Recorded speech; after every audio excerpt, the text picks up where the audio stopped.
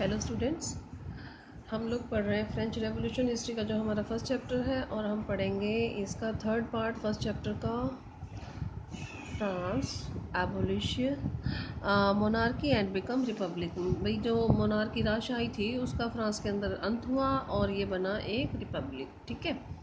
The situation in the France continue to be tense during the following years. लगातार क्या थे जो situation थी इन सालों में फ्रांस की क्या हो रही थी, ख़राब होती जा रही थी। Although Louis 16 had sign the constitution, हालांकि हमने जैसे लास्ट टॉपिक के अंदर पढ़ा था कि इन्होंने जो लुई 16 था इसने साइन कर दिया था कॉन्स्टिट्यूशन, वो मान लिया था। He entered into secret negotiation with the king of Persia, लेकिन साथ ही साथ इसने क्या किया, जो पर्शिया जो इसका एक नेबरिंग कंट्री था उसके साथ भी इसने एक सीक्रेट समझौता, नेगोशिएशन होता है आपस में, समझौता कर लिया।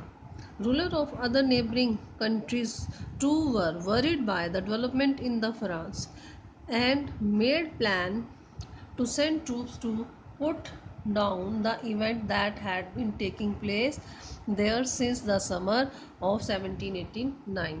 अब देखो जो रूलर्स थे दूसरे नेबरिंग कंट्रीज़ के, अब वो भी वरीड हो चुके थे, उनको भी चिंता हो रही थी कि फ्रांस के अंदर इतना डेवलपमेंट होता जा रहा है। ठीक है, उन्होंने प्लान ये बनाया कि हम अपनी सेना जो है वहाँ पर भेजेंगे फ्रांस के अंदर, और जो भी ये इवेंट्स हुए हैं ना 1789 के बाद से, इन सब इवेंट्स को वो बंद करने की कोशिश करेंगे। बिफोर दिस कुड हैपन, इससे पहले कि ये हो पाता, the national assembly voted in April 1792 to declare war against Prussia and Austria. जो नेशनल असेंबली थी उसने वॉर को डिक्लेयर कर दिया अप्रैल 1792 के अंदर, किसके खिलाफ, पर्शिया के खिलाफ और ऑस्ट्रिया के खिलाफ, भी आपस में लड़ेंगे। Thousand of volunteers thronged from the provinces to join the army, हज़ारों की संख्या में जो वॉलंटियर्स थे उनको भर्ती कर लिया गया आर्मी ज्वाइन करने के लिए। They saw this as a war of the people against king and aristocracies all over Europe. अब ये जो वॉलंटियर जो सेना में शामिल हो रहे थे वो क्या सोच के हो रहे थे, मतलब वो वॉर को इस तरीके से देख रहे थे कि जो लड़ाई है किसकी है, लोगों की है। किसके खिलाफ, राजा के खिलाफ, और जो एरिस्टोक्रेसीज हैं, कुलीन वर्ग, जो रिच पीपल्स से जो टैक्स वगैरह नहीं देते, जिनको स्पेशल प्रिविलेजेस मिले हुए थे, उनके खिलाफ, जितने भी पूरे यूरोप के लोग हैं ये उनके खिलाफ है। ठीक है। अमंग द पेट्रियोटिक सॉन्ग्स दे संग वॉज द मार्सिलेज। अब ये जो पेट्रियोटिक सॉन्ग, जो देशभक्ति का जो गाना गाते थे, क्या नाम था, एक क्वेश्चन पूछ लिया जाता है आपसे कई बार। मार्सिलेज, ये बहुत ही इम्पॉर्टेंट है, इसको बहुत ही ध्यान से सुनना। ये एक पैट्रियोटिक सॉन्ग था जो उन्होंने गाया था, मार्सिलाइज। ठीक है, इसको किसने कंपोज किया था, रॉबर्ट डिलाइट ने। ठीक है, और इसको फर्स्ट टाइम किन्होंने गाया था, जो वॉलंटियर्स थे, कहाँ के, मार्सिलाइज के। एक जगह का नाम है, ये पेरिस में है ये जगह। जब उन्होंने यहाँ से मार्च पहली बार किया था तो तब ये गाना गाया गया था, ये देशभक्ति का जो सॉन्ग था ये गाया गया था, और इसलिए इसका नाम जो है इसी के नाम पर रखा गया, मार्शलाइज। ठीक है, तो अभी जो मार्शलाइज है ये नेशनल एंथम बन चुका है फ्रांस का। तो अब आपसे अगर पूछ लें, अब 3 क्वेश्चन बन रहे हैं यहाँ पे कि कौन सा जो सॉन्ग था, पैट्रियोटिक सॉन्ग जो गाया, ये गाया। ठीक है, क्यों गाया, रीज़न क्या था, क्योंकि ये मार्शलाइज में जो पहली टाइम जो वॉलंटियर्स थे उन्होंने मार्च किया था पेरिस से, तो इस वजह से इसका नाम मार्शलाइज रखा। तो अब ये नेशनल एंथम क्या है फ्रांस का, तब भी यही नाम आएगा। तो ये 3-4 लाइनें बहुत ही इंपॉर्टेंट है, इनको ध्यान से आपको करना है। The revolutionary war brought losses and economic difficulties to the people. जो ये रेवोल्यूशनरी वॉर हो रही थी इस समय, इससे क्या हो रहा था, लॉसेस तो हो ही रहे थे, इकोनॉमिक डिफ़िकल्टी भी लोगों को बहुत फेस करनी पड़ रही थी। While the man were away fight at the front, front पर लड़ने जाते थे आदमी, और वोमेंस क्या कर रही थी, वोमेंस घर पर थी, to cope with the task of earning a living, बे पैसा भी कमाना है उनको, अपने बच्चों की और फैमिली की देखभाल भी करनी है, ये काम वोमेंस कर रही थी। Large section of the population were convinced that the revolution had to be carried further। बड़ी संख्या में जो सेक्शन था लोगों का, पॉपुलेशन का, वो ये मानती थी कि भाई ये रेवोल्यूशन को आगे लेकर जाना चाहिए। Further as the constitution of 1791, क्यों? क्योंकि जो कॉन्स्टिट्यूशन था ना 1791 का, give political right only to the richer section of the society. इसमें भी जो राइट्स दिए गए थे वो जो रिचर सेक्शन था सोसाइटी का, सिर्फ उनको ही राइट्स प्रोवाइड करवाए गए थे। Political clubs became an important railing point for people who wish to discuss government policies and plan their own forms of action। अब पॉलिटिकल जो क्लब थे वो वहाँ पर लोग बहुत ज़्यादा मिलने लग गए और वहाँ पर डिस्कस करते थे कि जो गवर्नमेंट है उसकी पॉलिसीज़ क्या हैं और उनको अब नेक्स्ट स्टेप क्या उठाना। तो ये सब पॉलिटिकल क्लब बनाकर इस तरह की जो एक्टिविटीज़ हैं लोग ये करना उन्होंने शुरू कर दिया था। और सबसे बड़ा जो सक्सेसफुल जो जैकोबिन फेमस जो क्लब था उसका नाम था Jacobin. The most successful of these clubs were that of the Jacobin club था सबसे famous. Which got its name, अब इसका जैकोबिन का नेम कहाँ से आया? Saint Jacob in Paris, Paris में एक सेंट था, एक गुरु थे, जैकोब नाम था, उनसे इस क्लब का नाम जैकोबिन इन्होंने रखा। Women too who had been active throughout this period, women भी समय एक्टिव थी, फॉर्म देयर ओन क्लब, उन्होंने भी अपने क्लब्स जो थे वो बनाने शुरू कर दिए। ये सारा सेक्शन जो है हम आगे सेक्शन 4 के अंदर सारी डिटेल पढ़ेंगे इन क्लब्स के बारे में, उनकी डिमांड्स क्या थी, वुमेन की एक्टिविटीज़ क्या थी, ये सब नेक्स्ट सेक्शन के अंदर हम डिटेल इसकी पढ़ेंगे।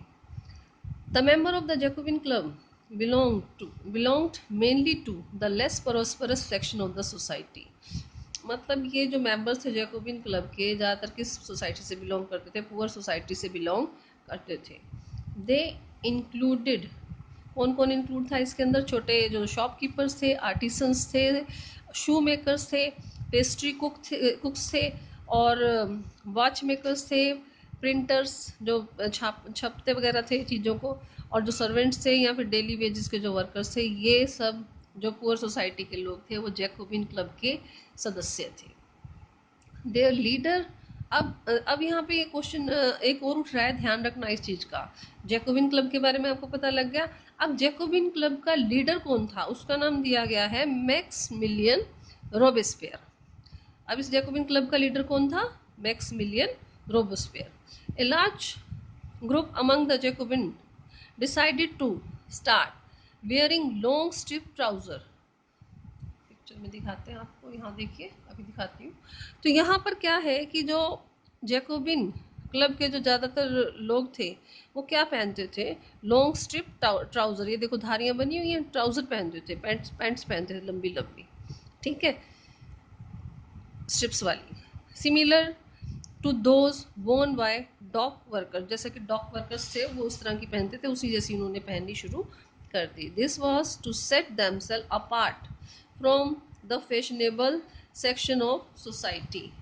अब ऐसा इन्होंने क्यों किया? स्ट्रिप्स वाली जो है पैंट्स या ये ट्राउजर्स क्यों पहननी शुरू कर दी इन्होंने? क्योंकि ये फैशनेबल जो सेक्शन था ना सोसाइटी का, उससे अपने आप को अलग दिखाना चाहते थे, स्पेशली किससे? नोबल से, जो नोबल्स पीपल थे ना उनसे। क्या पहनते थे वो? नी ब्रीचेस। नोबल्स पीपल क्या पहनते थे?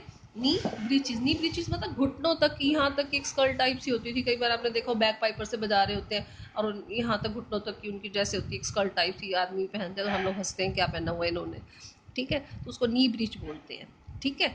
तो उससे डिफरेंट दिखाने के लिए इन्होंने अपनी पूरी लॉन्ग ट्राउजर जो थी वो पहननी स्ट्रिप्स वाली शुरू कर दी।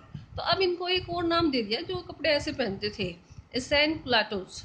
अब इसमें साथ एक लेडी भी है तो इसका कपल कर दिया इन्होंने, सेंट प्लाटोस का भी नाम इनको दे दिया था जो ऐसे कपड़े पहनते थे।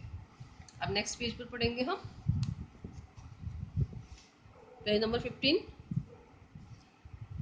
It was a way of proclaiming the end of the power wielding by the wearers of the knee breeches। अब ये एक तरीका था अपने आप को, जैसे ये कपड़े ऐसे डिफरेंट से पहन के जो शो कर रहे थे ना, तो ये जो नी ब्रीचेज पहनने वालों की पावर का मतलब कि एकदम से सामना करने का दिखाना या उससे अपने आप को डिफरेंट दिखाने का एक इनका तरीका था। These Jacobins came to be known as the Saint Culatos। इन्हें सेंट क्लाटोस भी, कुलात या कुलाटोस बोल दिया जाता है, तो हिंदी में कुलात भी बोल देते हैं इसको। तो ये इनका नाम दिया गया था। लिटरली मीन्स क्या मतलब था इनका, इस सेन क्लॉथ का क्या, अगर आपसे मीनिंग पूछ रहे सेन क्लॉथ का मीनिंग क्या है, तो इसका मीनिंग है दोज विदाउट नी ब्रिचेस, वे जो नी ब्रिचेस नहीं पहनते ना, उनका नाम है सेन कुलातो। सेंस कुलातोस मैन वोर एडिशन द रेड कैप। इसके अलावा ये ट्राउजर तो पहनते थे स्ट्रिप्स वाला, इसके अलावा और क्या पहनते थे, एक रेड कलर की कैप पहनते थे, दैट सिंबलाइज लिबर्टी, जिसका अर्थ क्या होता था, आज़ादी, मतलब अपने आप को आज़ाद दिखाने के लिए ये रेड कलर की कैप भी पहनते थे। Women however were not allowed to do so, हालांकि वुमेन्स को ऐसा करने का अधिकार नहीं था। तो आज हम इतना ही करेंगे। यहाँ पे क्वेश्चन और आपका निकल रहा है कि रेड कैप का क्या मीनिंग है, लिबर्टी। 1 मार्क का अगर आपसे कभी पूछ लिया जाए तो छोटी छोटी बातें हैं, ये आपको ध्यान रखनी है और मैं साथ में आपको बताती भी जा रही हूँ। ठीक है, अब कोई प्रॉब्लम तो मुझसे डिस्कस कर लेना। आज इतना ही करेंगे। Thank you.